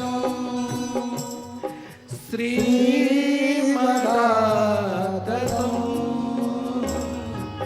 भुवि गृह्णन्ति ते भूरिदा जना भुवि गृह्णन्ति ते भूरिदा जना। गोपियों की पुकार केवल हम 9 मंत्र सुने, इस प्रकार 18 मंत्र है। उनकी पुकार देखिए। आप सर्वप्रथम जिसे वरण करते हो, जिसे स्वीकार करते हो, उसे अपना बनाओ। कोशिश करो कि हमें इससे दूर नहीं होना है, ये हमारा है, मैंने इसे स्वीकार किया है, मैंने इसे वरण किया है। तो फिर विवाद क्यों होता है? पति पत्नी में, मित्र मित्र में, सगे संबंधी में, पुत्र पिता में विवाद क्यों होता है? ये ब्रजांगनाएं बहुत सुंदर बढ़िया कही। ये विवाद का कारण क्या है? तो मैं बड़ी या मैं बड़ा। यहां प्रेम नहीं है, यहां वासना है। जब पति पत्नी दोनों एक है, माता पिता एक है, मित्रगण एक है, फिर बड़ापन कहां से रहा? गोपियों ने कहा मेरे अंदर भी यह अज्ञान छुप चुका था। मैंने अपने देह को बड़ापन मान लिया था कि मैं बहुत सुंदर हूं। मेरी सुंदरता के कारण श्याम सुंदर मेरे साथ रास के, लेकिन हे श्याम सुंदर, मैं कुछ जानती ही नहीं थी। आप कितने बड़े और मैं कितना छोटा। कह रही है जयति ते धिकम जन्मना ब्रज श्रयत इंदिरा सस्वदत्त दैत दृश्य तां दीक्षुताब कांस तोई धृता सबस त्वां भी चिन्वते। यहाँ देखिए, अगर प्रेम को बढ़ाना है तो एक काम करो, अपने आप को छोटे बन जाओ। उन गोपियों ने कही मैं कोई पढ़ी लिखी नहीं हूं, मैं एक गांव की ग्वालिन हूं, और आप कहां श्रेत इंदिरा, जहां लक्ष्मी आपको जब सेवा के लिए लक्ष्मी जी बैठती है तो चरण जोर से नहीं दबाती है, अपने चरणार बिंद की प्रकाश से, क्योंकि लक्ष्मी जो कमल की पंखुड़ी की तरह सुकोमल जिनके हाथ, फिर भी नारायण की जब चरण दबाती है तो उस समय केवल अपनी तेज के द्वारा, हे श्याम सुंदर आप इतने बड़े और कहाँ मेरे अंदर कुछ गुण ही नहीं, फिर भी आप जब से इस ब्रज मंडल में अवतार लिए तब से संपूर्ण देवता जय जयकार करते हैं। वही लक्ष्मी इस ब्रज मंडल वृंदावन में प्रवेश के लिए आज भी यमुना पल्ली पहाड़ बेल वन में पौष मास में बहुत जोरदार मेला लगता है। बेल वन में तपस्या करिए। हे आप तो सबके अंतरात्मा में निवास करते हैं। आप देखिए हम लोगों में क्या कमी है, हम जिससे मिलते हैं फोन से बात करते हैं, हम तो आपके हैं। जिससे भी बात करेंगे, बेटा से माँ कहेंगे हम आपके हैं तो फिर विवाद क्यों, पति से पत्नी कहेंगे हम आपके हैं फिर विवाद क्यों, मित्र से मित्र कहेंगे हम आपके हैं तो विवाद क्यों। सब जगह कहते हैं हम आपके हैं, लेकिन मेरी दृष्टि से लगता है अगर विवाद है तो आप किसी के नहीं, आप अपने देह के हैं, आपके अंदर देहाभिमान है। यहां ब्रजांगना है, ब्रज की गोपी कहती है हम वो नहीं है, सबको चाहिए, सबको स्वार्थ है। सूर्य नर मुनि चाहे जो भी है, सबके कुछ ना, पति पत्नी से इसीलिए प्रेम करते वहाँ भी स्वार्थ छुपा है, माता पिता इसीलिए प्रेम करते कि हम वृद्ध होने पर वो हमें सेवा करेंगे, देवता भी प्रेम करते, सब जगह कुछ ना कुछ स्वार्थ छुपा है। लेकिन उन्हें गोपी ब्रजांगना कहती है मैंने आपसे प्रेम किया है और हम आपके हैं। यहाँ तक हम सबको कह देते हैं हम आपके हैं आपके हैं, लेकिन हम किसी के नहीं हैं। आज तक हम स्वयं को नहीं समझ पाए कि हम किसके हैं किसके नहीं हैं। जो मिलते हैं उससे कहते हैं हम आपके हैं। लेकिन यहाँ ब्रजांगना क्या कहती है, आपके तभी हो सकते हैं जब आपके अंदर कोई वैसी इच्छा ही नहीं। लेकिन ब्रजांगना क्या कहते हैं, ताबकाश। ताबकाश शब्द जो देखिए, गोपी गीत तो बड़ा विलक्षण है। आज मुझे श्री कृष्ण रुक्मिणी मंगल में उत्सव तक प्रसंग के अनुसार पहुंचना होगा और हमें समय का भी ध्यान रखना पड़ता है। समय भाग रहे हैं और प्रसंग बहुत बाकी है, तो हमें भी बीच में भागना ही पड़ेगा, लेकिन एक श्लोक का तो भाव बता कर ही फिर सब को दर्शन कराएंगे रास बिहारी के झांकी। ब्रजांगना कहती है, हे श्याम सुंदर, हम तावकाश, हम आपके हैं। जब हम किसी से प्रेम करते हैं आपके, तो प्रेम तो बढ़ता है, लेकिन जब उसमें स्वार्थ छुप जाता है तो फिर घटता है, घटने लग जाता है। जिस प्रकार बाढ़ के पानी 2-4 दिन रहा फिर निकल जाते हैं, उसी प्रकार ये जो कपट रूपी प्रेम है, जो वासना रूपी प्रेम है, बाढ़ की पानी की तरह आया चल दिया। लेकिन यहाँ ब्रजांगना कहती है, हे श्याम सुंदर, हम आपके हैं, लेकिन हर व्यक्ति की इच्छा है, लेकिन हम कौन हैं? ते निशुल्क दास का। हमने आपसे कभी कुछ चाहा ही नहीं, निशुल्क होकर सेवा की कि आप हमारे हैं। और जब आप यह कह देंगे कि आप हमारे हैं, पति पत्नी के हैं, पत्नी पति के हैं, तो फिर तलाक क्यों होता है? हम अलग क्यों होते हैं?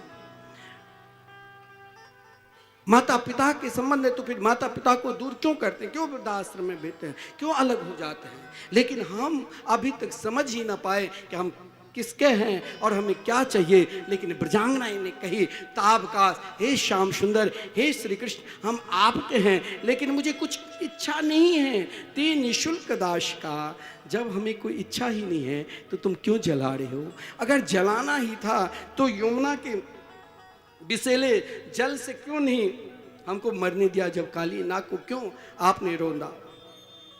जब ब्रज में आग लगा दिया था तो आपने क्यों अग्निपान की? जब इंद्र कुपित होकर संपूर्ण ब्रजमंडल को धरातल में भेजने की कोशिश की तो आपने हमें क्यों नहीं मरने दिया? आज क्यों इस विराग्नि में हमें जला रहे हैं? मैंने क्या किया? आप तो नंद के लाला है। हे नंद के लाला, नंद बाबा यशोदा जी तो बहुत दयालु है, आप उनके पुत्र हैं। लेकिन भगवान ने कहा, कौन कहते मैं उनके पुत्र हूँ? मैं किसी का पुत्र नहीं हूँ। बोले ठीक है, अगर आप उनके नहीं हैं तो ब्रह्मा जी ने स्तुति की तो आप भगवान के रूप में आए, अपने भक्तों की रक्षा के लिए, सबकी रक्षा के लिए वो तो हैं। बोले वो भी नहीं है। कहा वो भी नहीं है तो सबके आत्मा में निवास करने वाले परमात्मा तो आप हैं ना। हे श्याम सुंदर, मैं इसलिए रो रही हूँ कि जब आप माखन चोरी करके भागते थे तो आपके पैर उस जो सूरज के किरण पड़ता था तो मैं भयभीत हो जाती और मैं कहती, नीतम नीतम यदि नवनीतम। आप माखन चोरी करके भाग रहे हो तो कोई बात नहीं, लेकिन माखन से भी सुकोमल जो आपके चरणार बिंद है मेरे हृदय पर रखने। भगवान ने कहा, इतना ही प्रेम है तो तुम अभी तक अपने शरीर को क्यों नहीं त्यागा? महाराज दशरथ तो पुत्र वियोग में राम राम कहते हुए अपने शरीर को त्याग कर दी। लेकिन कहा, वही माता जानकी जब अशोक वृक्ष पर थे तो आपके मंगलमय नाम जो बड़े बड़े साधु संत योगी यति सन्यासी गान करते हैं, मैं भी आपके नाम और आपकी कथा की याद करके अभी तक विराग्नि में नहीं जली। तब कथा अमृतम, जो आपकी कथा है जो अमृत की तरह है, जिस कथा को बड़े बड़े योगी यति सन्यासी गान के हैं, उसे मैं बार बार गुणगान करती हूँ। हे श्याम सुंदर, अब की बार अगर आपने दर्शन नहीं दिया तो मैं यमुना जी में कूद जाऊंगी। एक साथ सब रुदन करने लगे। इति गोप्य प्रगायन्त्य प्रलपन्त्यश्च चित्रधा रुरुदु स्वस्वरं राजन् कृष्ण दर्शन लालसा। कृष्ण के दर्शन से व्याकुल हो गई, सब की सब यमुना जी में प्रवेश करने लगे। उसी समय उन गोपियों के बीच में नीलांबर धरा राधा पीतांबर धरो हरि, जो पीत वर्ण के दुशाला भगवान होते थे, आज लगता है श्री रास राजेश्वरी राधा रानी जो नील वर्ण के दुशाला ओढ़ी थी, वही दुशाला भगवान ओढ़कर उन गोपियों के बीच में प्रकट हो गए।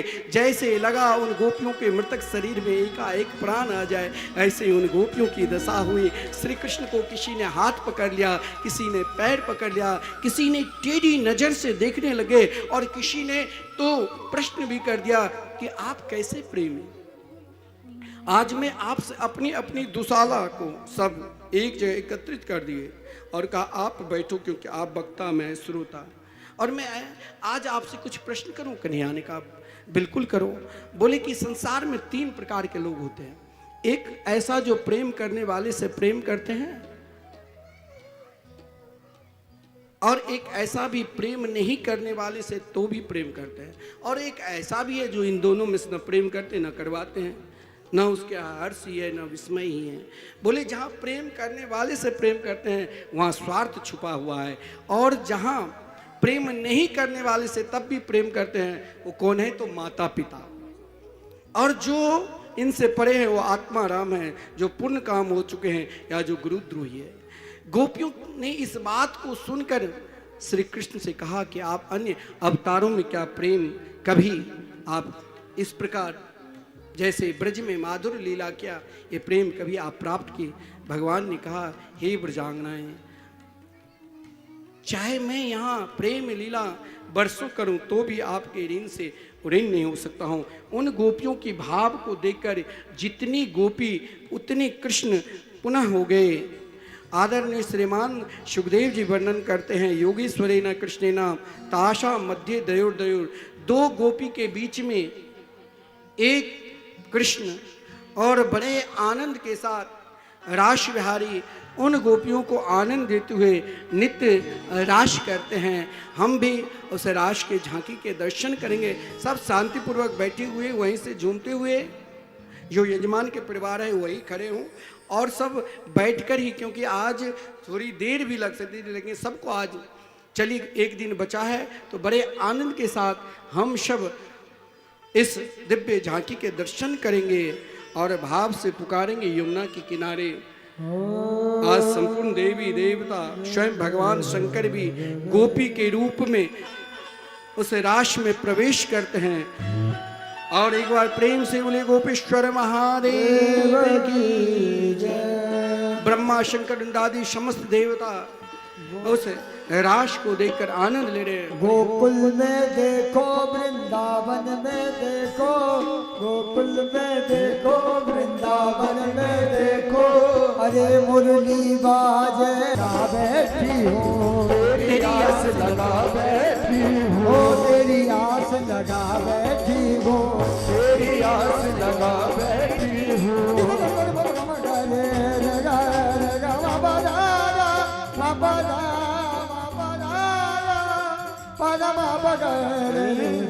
तेरी आस लगा बैठे हो, तेरी आस लगा बैठे हो, लज्जाशील गवा बैठी हो, लज्जा खूब लगा बैठी हो, अपने आप लुटा बैठी हो, अपने आप लुटा बैठी हो। सावरिया में तेरी रागनी, सावरिया में तेरी रागनी, सावरिया में तेरी रागनी, अरे तू मेरा राज बना सबरिया, सबरिया, सबरिया ले चल बरले माँ, सबरिया ले चल बरले माँ, सबरिया ले चल बरले माँ, सबरिया ले चल बरले माँ। सबरिया तेरे लिए मैंने जोगन भेष बना, सबरिया तेरे लिए मैंने जोगन भेष बनाया, सबरिया तेरे लिए मैंने जोगन भेष बनाया, सबरिया तेरे लिए मैंने जोगन भेष बनाया, सबरिया तेरे लिए मैंने जोगन भेष बनाया, सबरिया तेरे लिए मैंने जोगन भेष बनाया, सबरिया तेरे लिए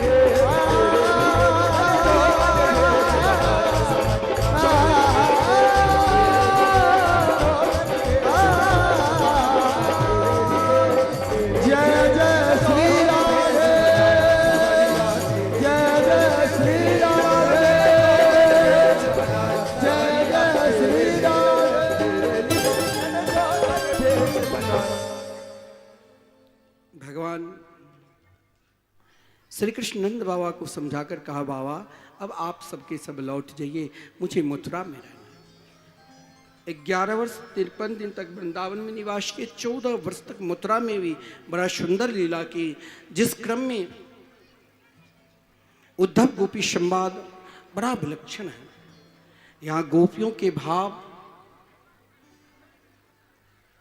और उद्धव के अंदर गोपियों के आशीर्वाद, गोपियों के प्रेम क्या होता है, ये बड़ा सुंदर भाव है। आज श्री कृष्ण जब गुरुकुल पढ़ने के लिए गए उज्जैन, सांदीपन ऋषि के आश्रम में 64 दिन में रहकर 64 प्रकार की विद्या प्राप्त की, जिस क्रम में सुदामा जी के साथ मित्रता भी की, और सुदामा जी के चरित्र हम कल श्रवण करेंगे। गुरु के मरे हुए पुत्र गुरु दक्षिणा के रूप में समर्पित कर भगवान जब मथुरा की राजधानी में प्रवेश की, मथुरा लौटे, तो आज माता देव की स्वयं अपने ही हाथ से 56 प्रकार के व्यंजन तैयार किए। श्री कृष्ण जब से मथुरा में आए, नहीं किसी से बोलते थे, नहीं कभी हंसते थे, एकमात्र ब्रजवासियों के याद, माता यशोदा की याद, पिता नंद की याद, गोपियों की याद, गौएं की याद। माता देवकी ने आज स्वयं अपने ही हाथ से 56 प्रकार के व्यंजन तैयार कर श्री कृष्ण के कक्ष में प्रवेश की। साथ में कई दासियां भी है। सोने के थाल में नाना प्रकार के व्यंजन को देखा, लेकिन माता देवकी ने एक भूल कर दी, उसमें माखन रख दिया, गौरस रख दिया। उस गौरस को श्री कृष्ण ने ज्यों ही देखा तो माता यशोदा के प्रेम की याद आने लग गई, हिचक हिचक कर रुदन करने लगी। माता देव की घबरा गई, मैंने आज प्रथम बार कन्हैया के लिए भोजन तैयार की, लेकिन कन्हैया नहीं, भोजन क्या, भोजन कौन, क्या खाएंगे। भोजन को देखते ही रुदन करने लगी। दौड़ती हुई वसुदेव जी के पास गई माता देव की।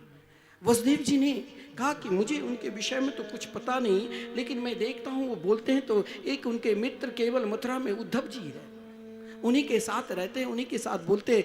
जरा मैं उद्धव जी से तो पूछूं। उद्धव जी कोई साधारण पद पर नहीं थे, मथुरा में प्रधानमंत्री के पद पर थे।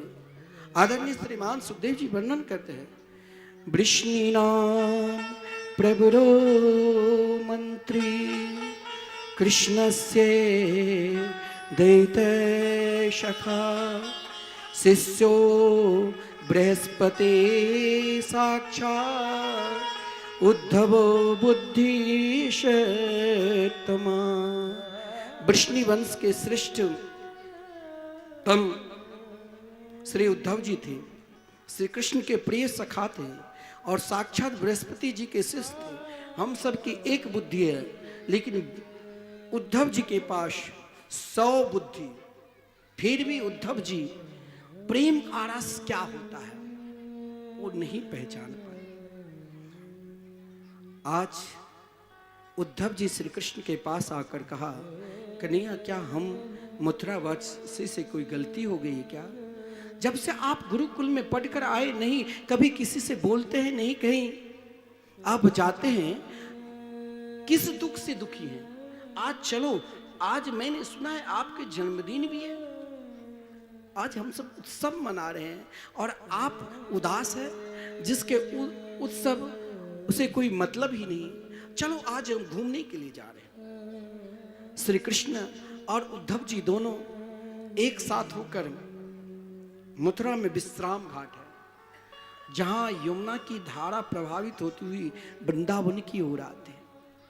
आज कुंज वन से श्री लाडली जी रासेश्वरी श्री राधा रानी ने एक कमल का पुष्प यमुना जी में प्रभावित कर दिया कि आज हम में कन्हैया तो मेरे पास नहीं है, जहां मिले पुष्प तुम उनके निकट ठहर जाना। इधर विश्राम घाट पर बैठकर श्री कृष्ण और उद्धव जी के संवाद चल रहे थे।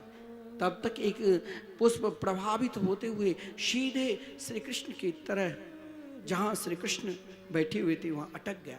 उद्धव जी छलांग लगाया कि नील वर्ण के कमल का पुष्प क्यों नहीं आज प्रातः काल के बेला में कन्या को समर्पित करूं इनके जन्मदिन। जो ही छलांग लगाया, पुष्प को हाथ में लिया, श्री कृष्ण को दिया, श्री कृष्ण ने हाथ में लिया और उस पुष्प को जो ही स्पर्श की नासिका से लगाए मूर्छित हुए। उद्धव जी घबरा गए, ये क्या। 10 मिनट के बाद जब नेत्र खोलते हैं तो उद्धव जी ने पूछा, प्रभु आप कहाँ चले गए थे? कहा, उद्धव ये पुष्प किसी औरों का पुष्प नहीं था, ये पुष्प रास रासेश्वरी राधा रानी ने प्रदान किया है। हे उद्धव, मैंने सभी से कहा परसों आऊंगा, लेकिन 7 महीने हो गए। उन गोपियों के लिए तो एक दिन नहीं, एक क्षण भी त्रुटि युगा ये थे, करोड़ों युगों की तरह लगती थी। आंख की पलक भी अगर नीचे टपकती थी तो ब्रह्मा जी को कोसने लग जाते। आपने पलक क्यों दिया? हे उद्धव, एक बार आप मथुरा जाओ और मेरी माँ को सांत्वना देना। जब तक मैं माखन नहीं खाता तब तक मेरी मैया कुछ नहीं खाती, मेरे को खिलाकर ही मेरी मैया खाती। हे उद्धव, जिस बाबा ने मुझे उंगली पकड़ कर चलाया, जाओ एक बार मेरे बाबा को सांत्वना देना। उद्धव, मैंने अपनी गौ माता को जिनके पीछे पीछे चलते थे, जब मैं बंसी को बजाते थे तो घास छोड़कर एक नजर से उद्धव वो मेरे तरफ देखने लग जाते। हे उद्धव, जाओ एक बार गौ को भी सांत्वना देना। और सारे 3 श्लोक में गोपियों की वर्णन की। जाओ उद्धव, उन गोपियों को भी समझाना।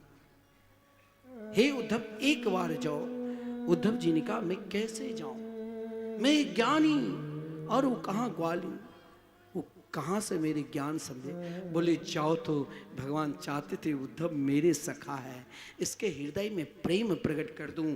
जब उद्धव जी ने कहा ठीक है मैं जाऊंगा, तो भगवान ने कहा कि उन गोपियों की प्रतिज्ञा थी कि श्री कृष्ण के सिवा किसी की ओर नजर उठाकर भी नहीं देखते थे।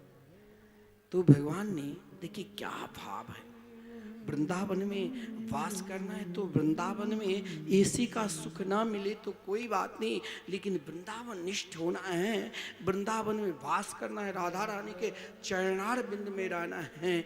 तो उस पत्र में भगवान ने 2 भाव दिया। उद्धव जी ने कहा कोई पत्र तो दो, तो उसमें 2 भाव था।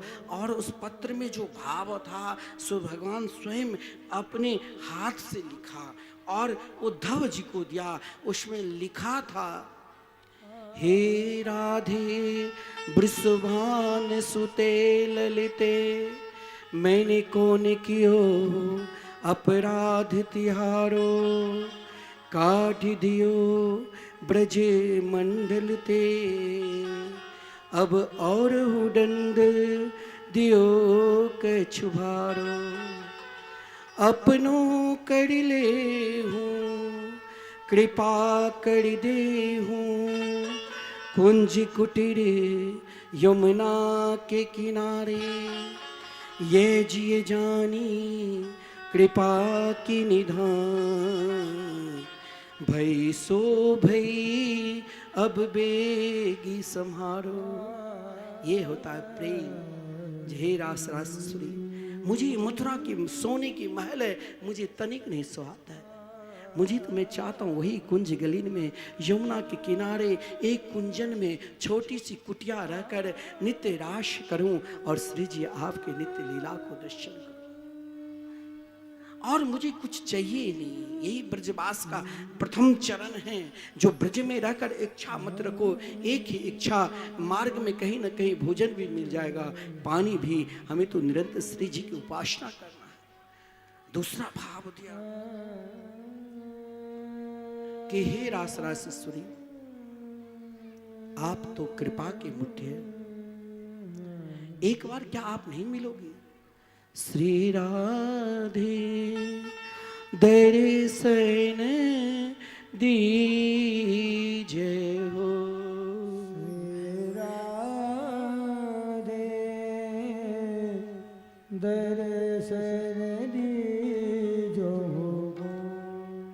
चित नहीं चैन नैन भय व्याकुल, चित नहीं चैन नैन भय व्याकुल, कैसे जिए हो श्री राधे दर्शन दीजिए हो।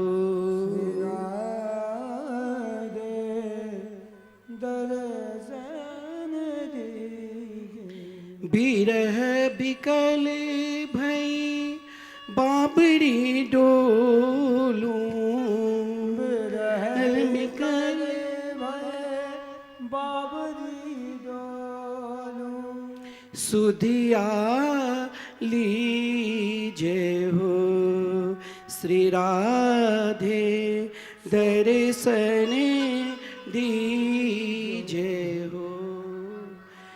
एक भाव ही रखो ब्रज भाव, दूसरा भाव यदि ब्रजवास करना चाहते हो, वृंदावन के एक महापुरुष संत है प्रेमानंद बाबा, कहते ब्रजवास के लिए कोई इच्छा ही मत करो, एक ही भाव रखो, हे रास रासेश्वरी आप मुझे कब दर्शन दोगे।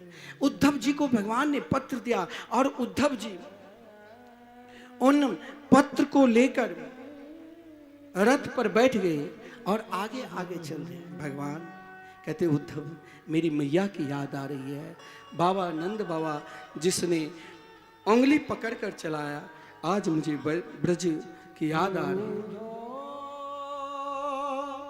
मोहे ब्रज बिसरत नाय, मोहे ब्रज बिसरत नाय,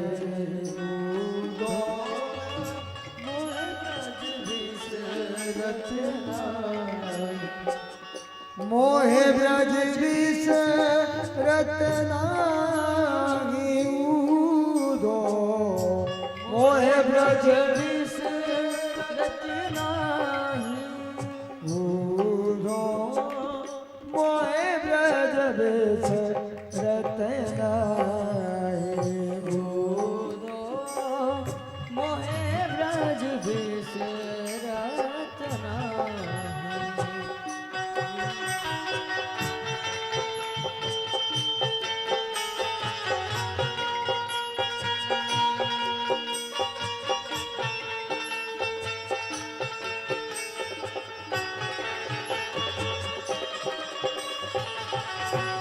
वो यमुना की सुंदर कररव, वो यमुना की सुंदर कररव, और कदमन की छाए ओ,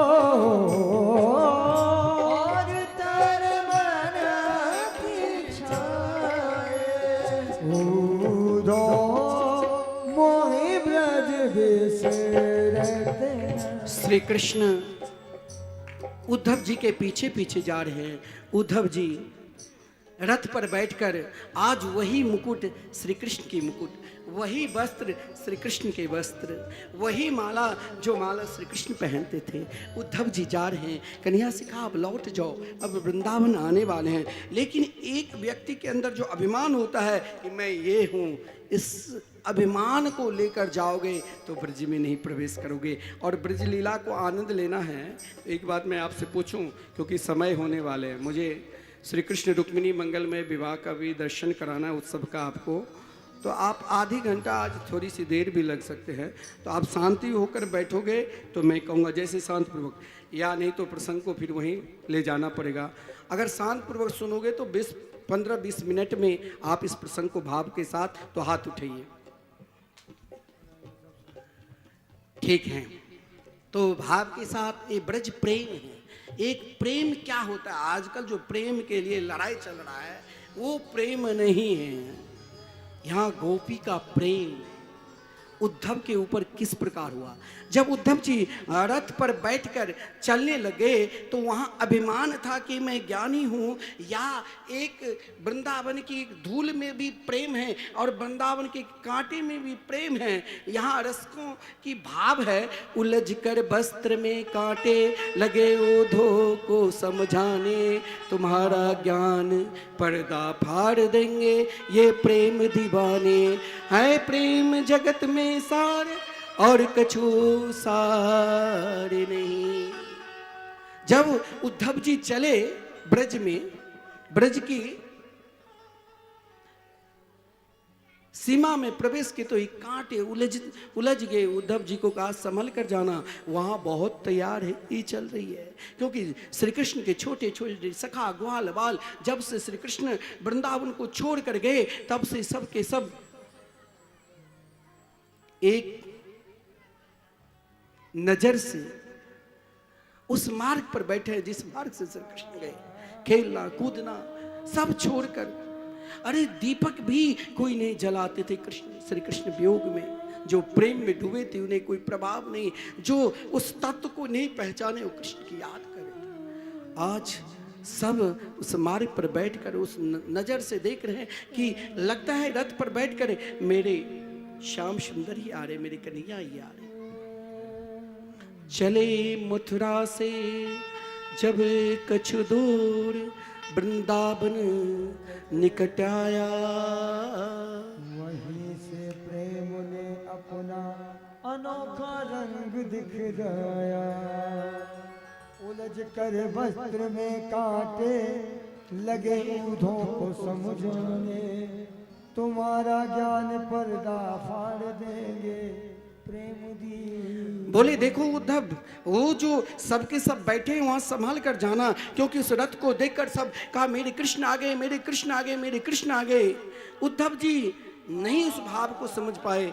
एक सखा, छोटे से सखा थे, दौड़ते हुए गए कि कृष्ण से बाद में देख लेंगे, पहले इसे मिलकर हृदय से लगा लो। उद्धव जी के पास जब गए तो उद्धव जी रथ पर हाथ में पत्र और खड़े हैं।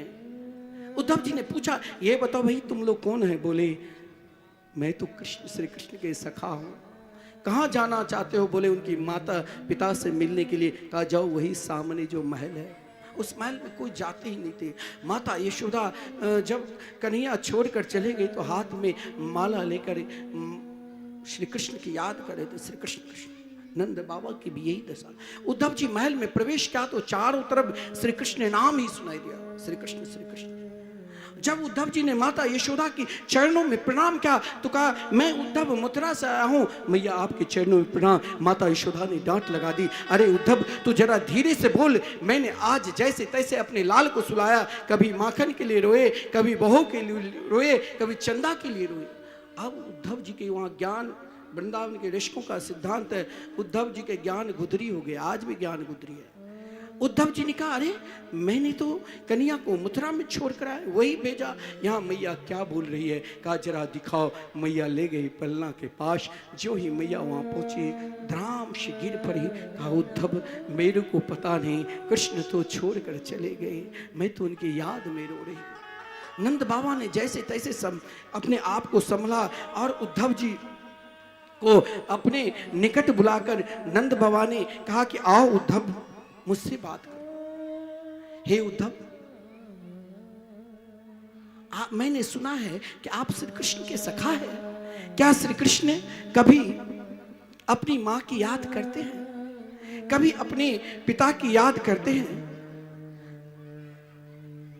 उद्धव जी ने कहा वो तो हर हमेशा माता पिता की याद में रुदन करते रहते हैं। बोले अगर याद करते हैं उद्धव तो अप्याशति गोविंद, क्या गोविंद मेरे गोपाल एक बार आ जाते और मैं भर मन से उसे देख लेता ताकि अपनी अंतिम जीवन चैन से जीता। हे उद्धव एक बार वो आएंगे कि नहीं आएंगे? यही बात, क्या वो कभी अपनी माँ की याद करते हैं? क्या अपने पिता की याद करते हैं? क्या इन गौओं की याद करते हैं? क्या इन गोपी जन की याद करते हैं? उद्धव जी ने कहा वो तो हर हमेशा याद कर करके रोते रहते हैं। तो कहा अच्छा याद करते हैं तो क्या उद्धव जी वो आएंगे?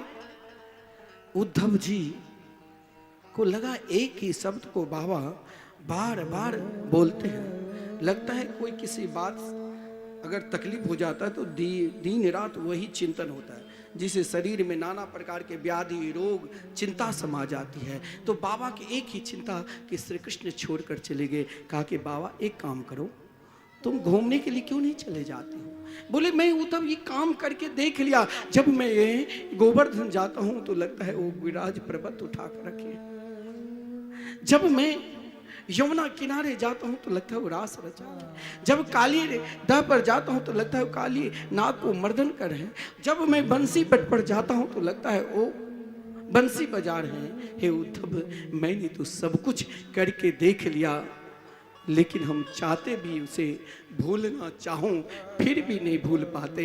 हे उद्धव, एक बार उसे कहना कि वो मेरे पास आ जाए। वो तो कोई देवता ही थे, मेरे को सौभाग्य प्रदान करने के लिए ही मेरा पुत्र बना। हे उद्धव, एक बार आ जाते और मैं अंतिम जीवन जी लेता उसे देखकर, और हमें कुछ चाहिए नहीं। उद्धव जी ने कहा बाबा, जिसकी याद में हम, उद्धव जी आए थे समझाने के लिए, लेकिन उनकी स्थिति को देखकर उद्धव जी ने सोचा कि जो कृष्ण वियोग में रो रहे हैं उसे मैं कहा यदि कह दूं कि आप मत रो तो मुझे अपराध लगेगा, और यदि मैं समझाया नहीं तो फिर मुझे आकर व्यर्थ। उद्धव जी ने एक वेदांत का सहारा लिया कि वो तो ब्रह्म है, उसके तो कोई है ही नहीं। लेकिन बाबा आप तो बहुत बड़े सौभाग्यशाली है, ना उनके युवाम श्लाघ्यत्वम नूनम देही नाम मेह मानद। हे बाबा, आप बहुत बड़े सौभाग्यशाली हैं जो आप श्री कृष्ण के पिता बने। अब नंद बाबा ने कहा कि तुम मुझे सौभाग्यशाली कहते हो, अगर तुम मुझे दुर्भाग्यशाली कहते तो मुझे प्रसन्नता होती, क्योंकि कृष्ण जैसे पुत्र को प्राप्त कर उस पुत्र से वियोग हो जाना, उस माता पिता को तुम सौभाग्यशाली कहते हो। इस संसार में मुझसे अधिक दुर्भाग्यशाली और कौन हो सकता है? उद्धव जी ने बार बार वेदांत के सहारा लेकर कहा, ना कोई उसके माता है, ना कोई पिता है, ना भाई बंधु है। नंद बाबा ने कहा, जिसे मैं उंगली पकड़कर चलाया, जिसे मैया ने गोद में बिठाकर माखन खिलाया, उसके विषय में इसे कुछ पता ही नहीं, तो इससे क्या बात करो? बात करना छोड़ दिया। जैसे यशोदा की स्थिति, मूर्छित अवस्था में कृष्ण कृष्ण नाम के केवल रटना लगा रही थी। नंद बाबा की भी गला अवरुद्ध हो गई। अतिथि सत्कार भी करना है लेकिन कर नहीं पाते। रात्रि हो चुकी, कृष्ण की याद में दोनों रो रहे हैं। उद्धव जी को भी आज नींद नहीं आई, बेचैन है। उसी समय प्रातः काल का समय होने वाला था।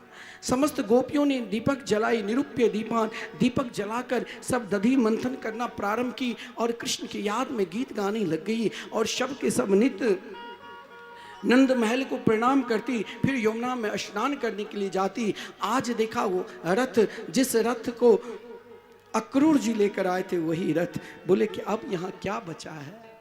लगता है कंस के पिंडदान के लिए फिर मेरे प्राण लेने के लिए आए हैं। वही आया होगा अक्रूर। अनेक प्रकार की शंका कर उद्धव जी ने उन गोपियों को दशा को देखकर सब आपस में चर्चा करी। आज मैंने स्वप्न में कृष्ण को देखा, आज मैं जब पानी भरने के लिए गई तो वहाँ श्री कृष्ण को देखा। यही चिंतन करिए, सब गोपी आपस में चर्चा करिए। एक गोपी उद्धव जी के पास आकर कहा, उद्धव जी को अपने साथ उन स्थान पर ले गए जहाँ सब कुछ पीले सुंदर वन, जहाँ एक सिंहासन पर आस राजेश्वरी विराजमान है। और उद्धव जी से एक गोपी प्रश्न किया कि उद्धव जी, मैंने कहा कि कपट रहित प्रेम नहीं होता है। अगर कपट रहित प्रेम होता है तो एक भक्त और भगवान के बीच में, और जब भक्त और भगवान के बीच में कपट रहित प्रेम होता है तो उस प्रेम में वियोग क्यों होता है?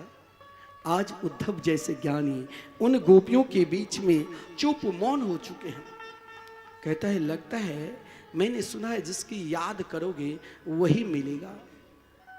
हम कृष्ण की याद करते करते लगता है अब इस शरीर को ही त्याग दूं और फिर हम कृष्ण बन जाए और कृष्ण गोपी बन जाए, तब श्री कृष्ण को पता चलेगा। बोले कैसे त्याग करोगी? बोले मेरे शरीर में 5 तत्व है, मेरे शरीर में पृथ्वी तत्व है, उस धूल में मिल जाए जिस मार्ग से श्री कृष्ण चलते हैं। मेरे शरीर में जल तत्व है, उस पानी में मिल जाए जिस पानी से जल से श्री कृष्ण नहाते हैं। मेरे शरीर में जो आकाश तत्व है, उस महल में मठाकाश में मिल जाए जिस महल में श्री कृष्ण निवास करते। मेरे शरीर में जो हवा वायु तत्व है, उस पंखे में मिल जाए जिस पंखे से श्री कृष्ण को हवा दी जाती। और मेरे शरीर में जो अग्नि तत्व है, उस दर्पण में मिल जाए जिस दर्पण से श्री कृष्ण अपना मुख देखते हैं। इस प्रकार भाव से पुकार रही है। उद्धव जी उन गोपियों की भाव को देखकर केवल प्रणाम कर रहे हैं। उसी समय एक भ्रमर मडराते हुए आया और वो भ्रमर राधा रानी के चैनार बिंद पर मडरा रहे थे। बड़ा सुंदर भ्रमर गीत है। उन भ्रमर के साथ ने उद्धव जी के साथ संवाद हुआ, बड़ा विलक्षण है। और उस संवाद में अंत में उद्धव जी उस भाव को समझ गए, भवती नाम वियोगों में न ही सर्वात न क्वचित, कि वियोग कृष्ण वियोग क्या होता है। क्योंकि संसार की जो प्रेम है वो केवल प्रेम चढ़ता है और उतरता है, परंतु परमात्मा से एक बार जो जुड़ जाता है वो कभी कभी उतर ही नहीं सकता है। वो तो केवल जब तक उनसे मिला नहीं देंगे। उद्धव जी भी उन गोपियों से यही प्रार्थना की कि मैं निरंतर वृंदावन में रहूं। आशा मोचन रेणु महम श्याम वृंदावने किमपि गुल्मलतोषधीनाम, हमें वृंदावन के किसी लता पता के रूप में बना दो। और आज भी उद्धव जी गिरिराज गोवर्धन में कुसुम सरोवर के निकट घास बनकर उन गोपियों की चरण धूल, जिस धूल को बार बार उद्धव जी अपने मस्तक पर लगाए।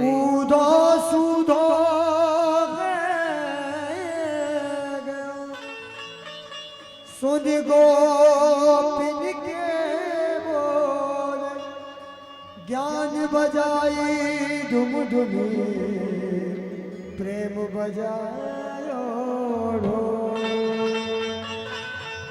हो ये तो प्रेम की बात है, ऊदो बंदगी तेरे बस की नहीं है। ये तो प्रेम की बात है, ऊदो बंदगी तेरे बस की नहीं है। यहाँ सर के होते हैं सौदे, यहाँ सिर के होते हैं सौदे।